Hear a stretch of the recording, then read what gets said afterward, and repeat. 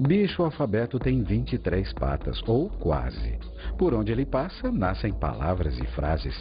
Com frases se fazem asas, palavras, o vento leve. O bicho alfabeto passa, fica o que não se escreve. Olá, pessoas! Vamos hoje falar sobre a semântica. A semântica, o significado, a significação. Para a gente abordar esse assunto, vamos ver antes uma tirinha. Observe.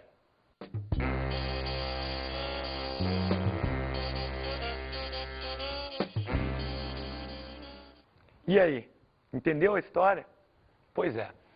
A gente viu aí o quê? Uma pessoa chegando numa lanchonete, né? Aproveitando uma promoção lá de uma coxinha a 40 centavos, come a coxinha e depois vai passar mal, vai desesperada para o banheiro. Né? Quer dizer, nós construímos um significado a partir dessa imagem. O que é a semântica? A semântica é a ciência que estuda a significação.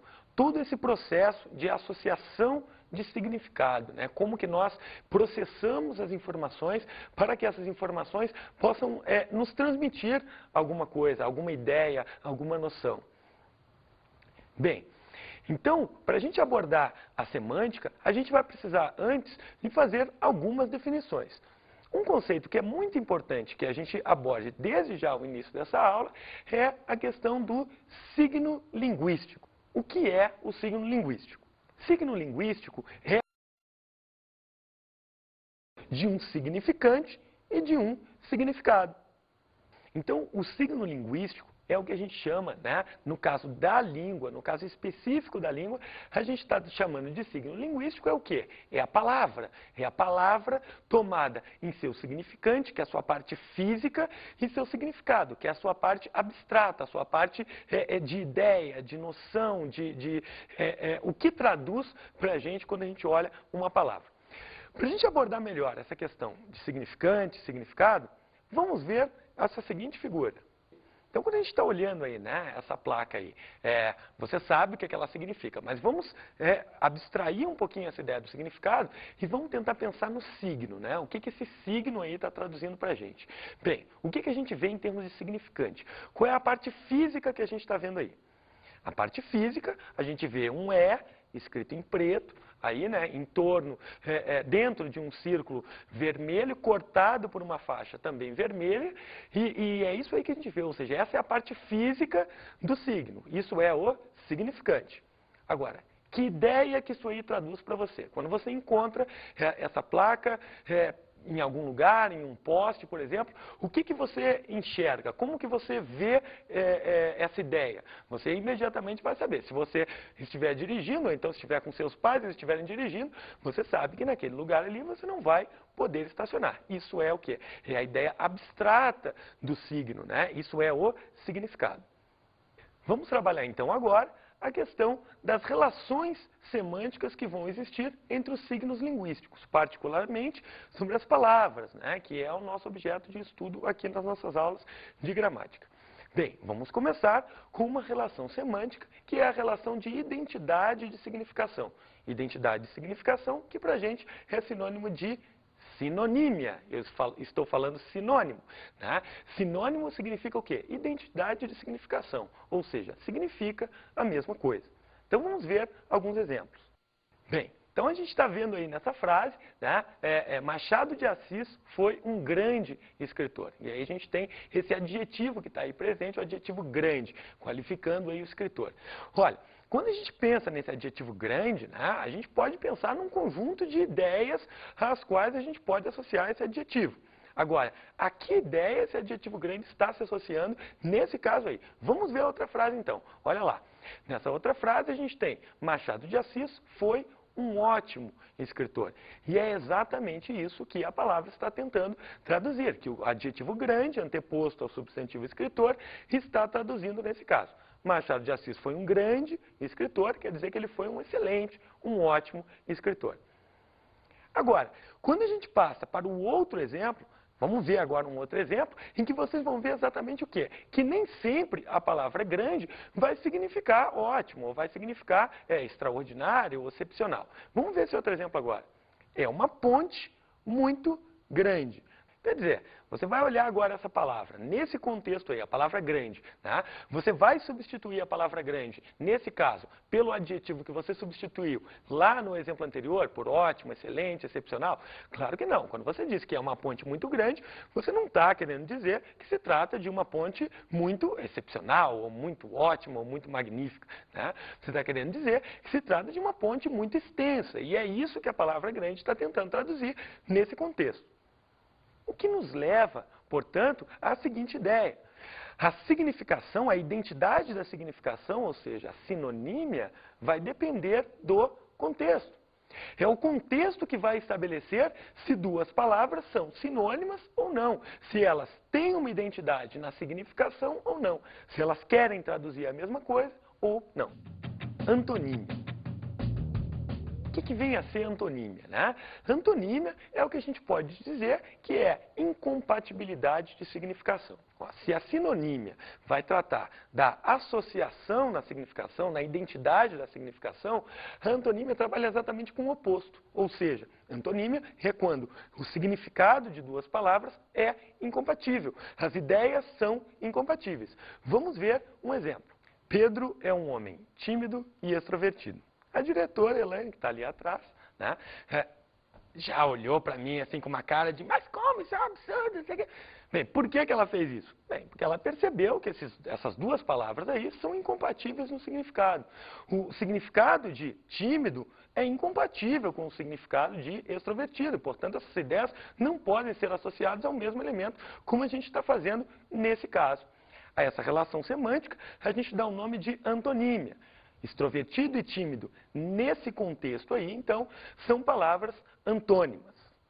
Bem, já vimos duas relações semânticas existentes entre as palavras, sinonímia e antonímia. Vamos ver agora uma terceira, hiperonímia. Hiperonímia é acarretamento de significação. Como assim? Então agora, vamos ver alguns exemplos que podem ilustrar para a gente melhor essa questão da hiperonímia e hiponímia. Mas antes, deixa eu só falar para vocês que toda vez que a gente trabalhar com um hiperônimo, a gente vai ter um hipônimo. Tá, para a gente poder ilustrar isso daí, vamos ver um exemplo.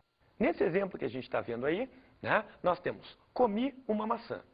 Bem, se eu pedir para vocês um sinônimo para maçã, o que vocês vão me dizer? Fica até difícil, né, a gente encontrar um sinônimo para maçã. Agora, vocês poderiam substituir essa palavra maçã sem problema nenhum, né, por comi uma fruta. Agora, perceba que nesse caso nós temos uma palavra de sentido específico, né, maçã, e uma de sentido genérico, mais generalizado, que é a palavra fruta. Então, se eu digo para vocês, comi uma maçã, vocês vão poder falar assim, ah, ele comeu uma fruta. Agora, se eu disser para vocês, se eu fizer essa declaração, comi uma fruta, vocês não vão poder concluir necessariamente que eu comi uma maçã. Bem, é essa que é a relação de hiperonímia e hiponímia. É quando uma palavra de sentido mais amplo, que a gente vai chamar de hiperônimo, né, engloba o significado de uma palavra de sentido mais específico, que é o hipônimo. Nesses nossos exemplos aí, né, a gente tem então a maçã, que é o hipônimo, e a fruta, que é o hiperônimo.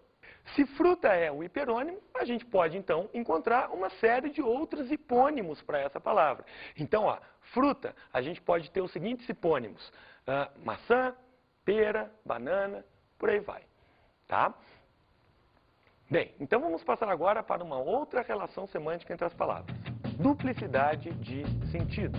Bem, duplicidade de sentido é aquilo que a gente chama de ambiguidade, né? A ambiguidade ela pode acontecer por vários fatores, né? Às vezes é pela escolha de uma palavra, às vezes é pelo posicionamento dos elementos na frase, às vezes é pela pontuação, mas enfim, a ambiguidade é a duplicidade de sentido.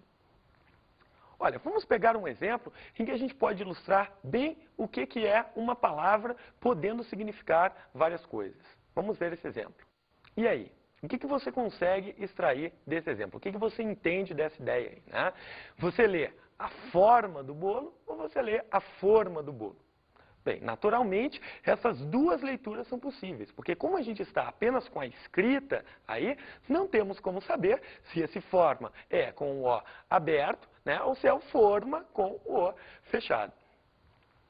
Bem, é isso que é a ambiguidade. A ambiguidade acontece porque uma palavra pode significar mais de uma coisa, né? E também porque, às vezes, a gente escolhe alguns elementos gramaticais que não são os mais adequados para se estabelecer a ideia precisa do que a gente está querendo afirmar, como nos exemplos que a gente vai ver agora. Pedro disse a Maria que seu pai não fora à reunião. Quer dizer, qual é a ambiguidade que está acontecendo nessa frase aí, né? Por que essa frase ela tem uma duplicidade de sentido? Essa duplicidade acontece porque o pronome seu, que está aí presente nessa frase, pode estar fazendo referência tanto a Pedro quanto a Maria. É um pronome, portanto, que está mal empregado nessa situação. E esse problema poderia ser resolvido se a gente trocasse, por exemplo, o pronome seu pelo pronome dele ou pelo pronome dela, porque aí ficaria claro a quem que a gente está querendo fazer referência, que elemento desse texto a gente está querendo retomar. Pegou o ônibus correndo. Essa frase também se encontra ambígua, né? Essa sentença está ambígua por quê? Olha, porque nesse caso, a partir do momento em que ele pegou o ônibus podia estar correndo quando ele pegou, ou então ele correu para poder pegar o ônibus. Então, esse verbo aí que está aí conjugado no gerúndio, correndo, pode estar fazendo referência tanto ao sujeito, que foi a pessoa que pegou o ônibus, quanto ao ônibus, né? Que é o elemento aí que também é coerente que esse ônibus esteja correndo quando o passageiro entra nesse ônibus. É uma frase também ambígua. Outro exemplo. Chamou o filho de Pedro. Bem, nesse caso, o filho de Pedro pode ter sido chamado pelo sujeito dessa oração, né? Mas também pode acontecer de o indivíduo, o sujeito dessa frase aí, estar, na verdade, dando o nome de Pedro a seu filho. É uma frase que também está ambígua. Paronímia é a relação semântica que a gente vai trabalhar agora. A paronímia é a semelhança no significante. Bem, por que então se estabelece uma relação semântica entre essas palavras? Né? Palavras que são parônimas, já que apenas o significante é que é parecido, é que é semelhante no caso dessas palavras. Ora, isso acontece porque muitas vezes nós confundimos o significado de uma pelo fato do significante delas serem o quê? Serem muito próximos. Vamos ver alguns exemplos. Nós temos aí descrição e descrição. Ora, muitas vezes a gente acaba, então, escrevendo uma no lugar da outra, porque os significantes são parecidos. E aí a gente tem que tomar cuidado para que a gente não confunda o significado de uma, não troque o significado, cometendo um problema que a gente chama de deslize, né? Então, o que é descrição? É bom notar, descrição é o ato de descrever, é o ato de fazer a descrição de uma pessoa, é descrever uma pessoa. Se eu analiso o que é discrição, discrição é a qualidade de quem é discreto. Outro exemplo que a gente pode pegar, esse aí que você está vendo na sua tela. Fuzil e fusível. Fuzil é metralhadora. Fusível é aquele dispositivo que se funde para poder proteger um circuito elétrico de uma residência. Magic people, voodoo people.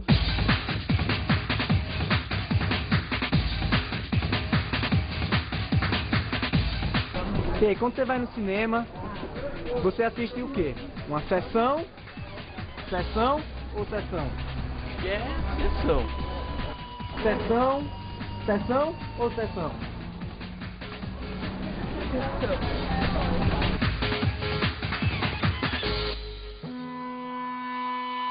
The voodoo, who do what you don't dare do, people.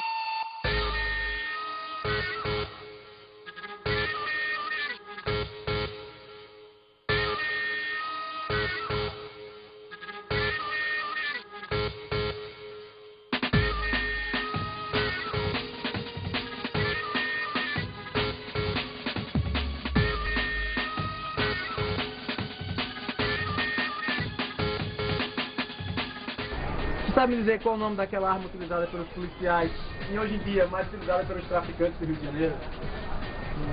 Se é fuzil ou fusível? Tá mal, hein?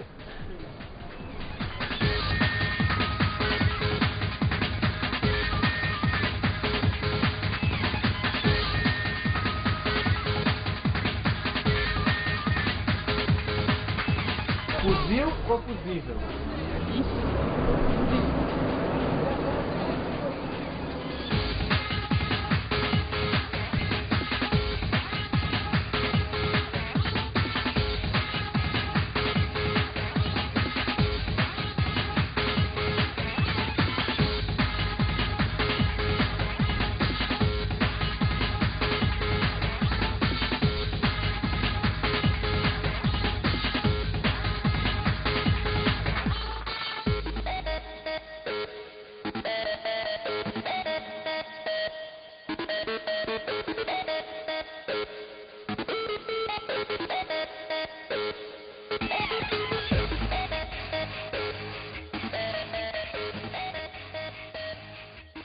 sabe qual a diferença entre descrição e descrição?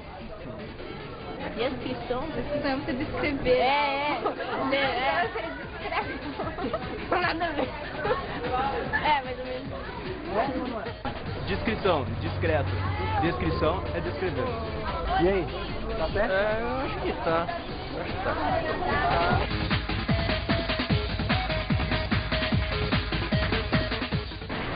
Descrição é pessoa discreta e descrição é descrever alguma coisa. Exatamente.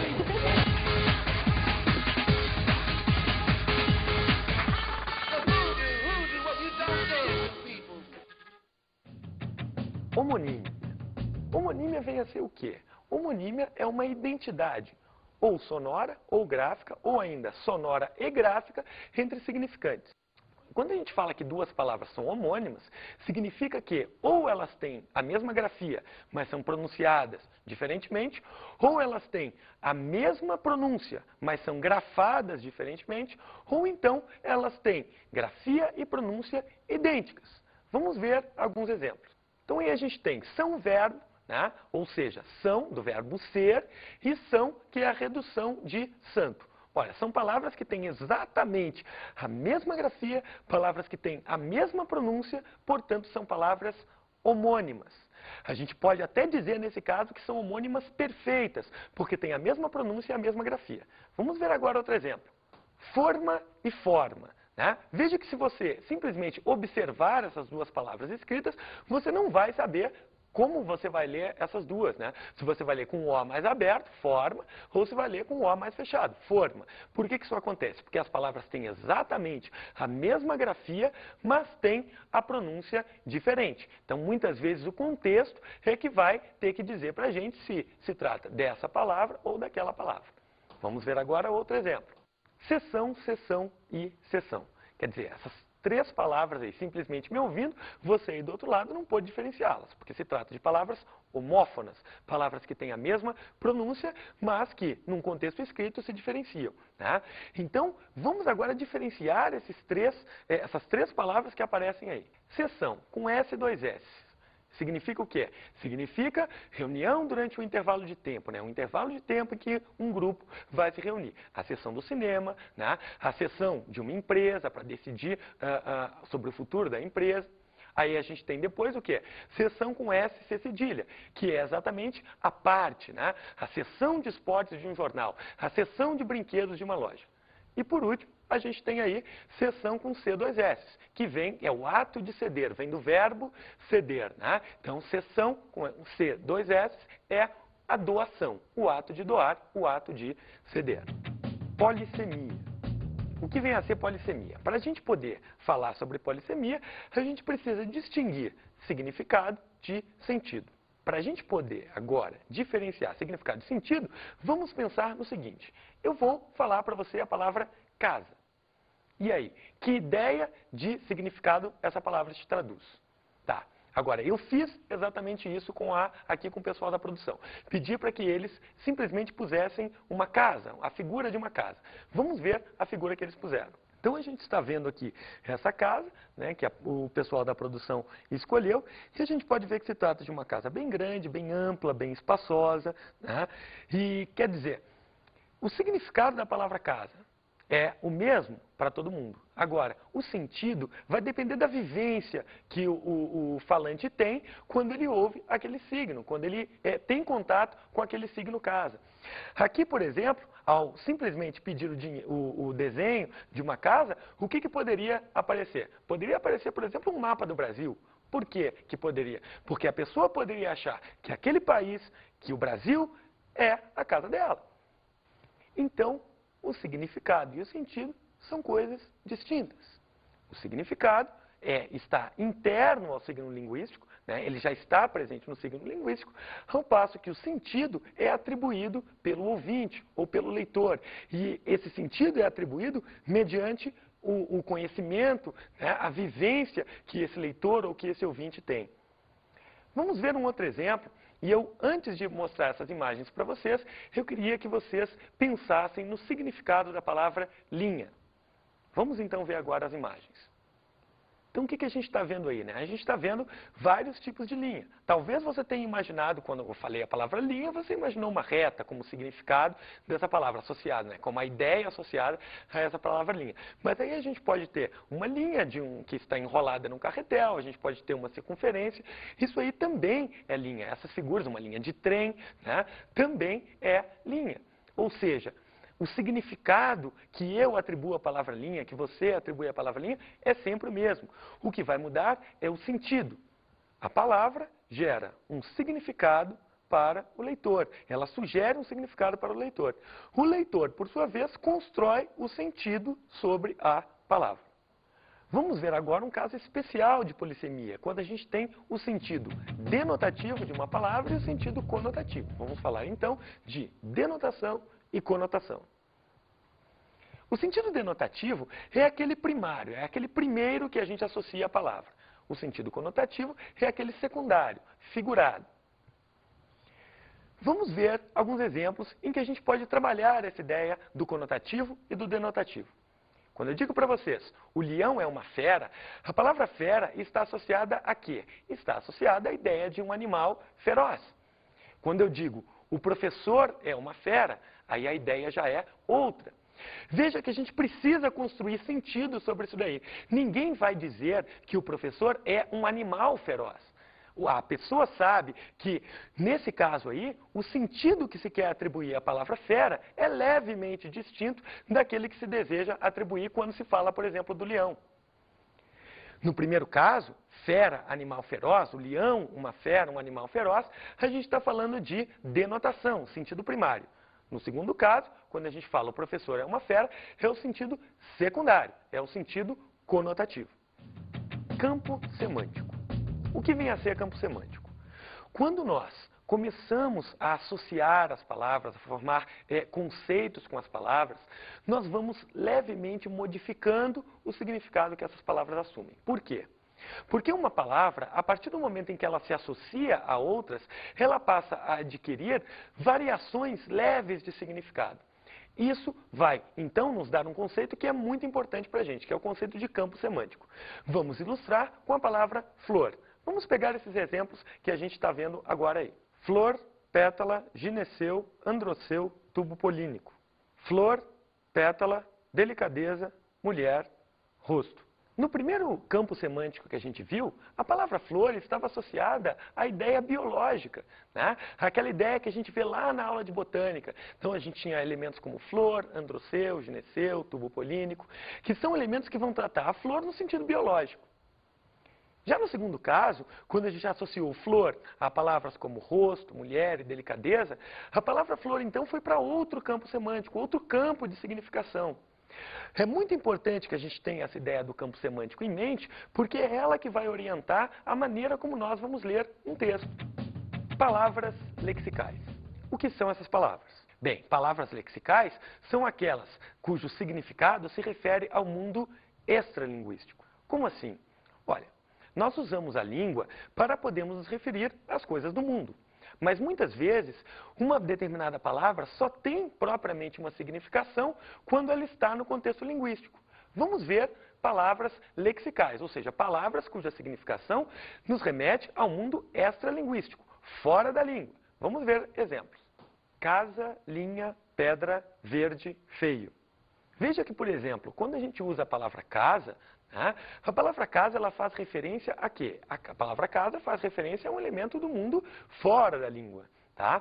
Significa o seguinte, que a palavra casa não é uma casa. É uma representação que existe na língua para se referir a uma coisa do mundo. Vamos ver mais exemplos.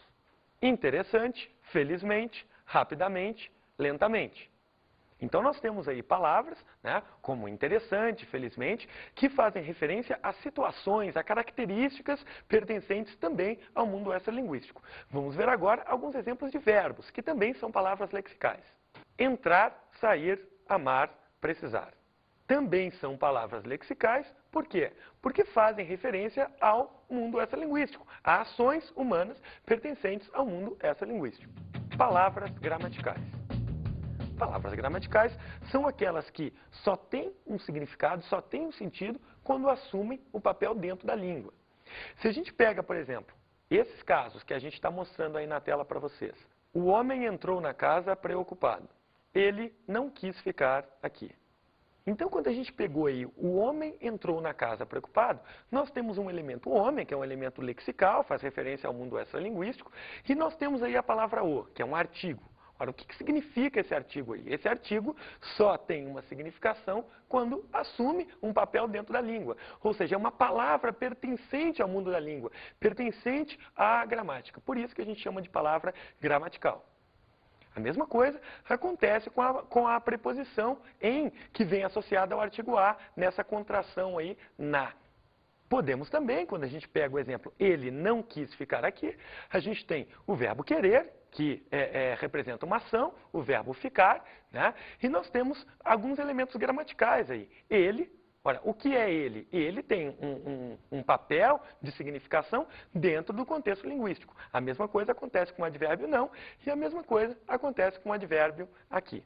Vamos agora para as nossas dicas de estudo.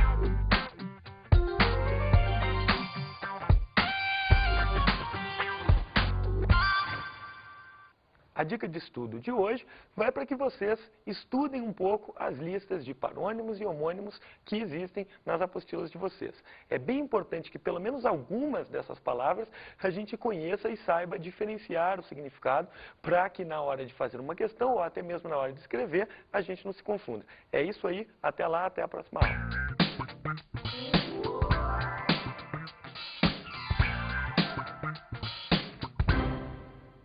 Semântica é a ciência que se ocupa da significação. Vimos as relações de significante, significado, as relações semânticas que existem entre as palavras e vimos também os sentidos que as palavras podem assumir, gerando a polissemia. O sentido conotativo, o sentido denotativo.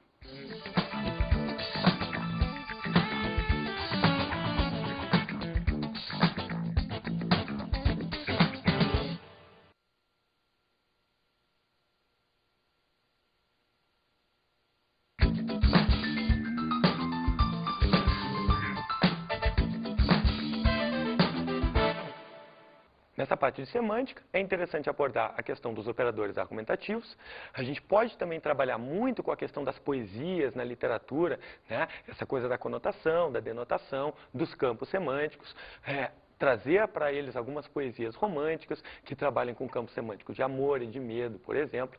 E ainda trabalhar contextualizadamente a questão dos parônimos e dos homônimos, sem precisar fazer com que eles decorem todas aquelas listas de parônimos e homônimos, né, de uma maneira não contextualizada. Também é interessante fazer com que eles cada vez mais comecem a usar os conceitos absorvidos nesses módulos de semântica para a interpretação de textos e também para a produção dos textos. É isso aí.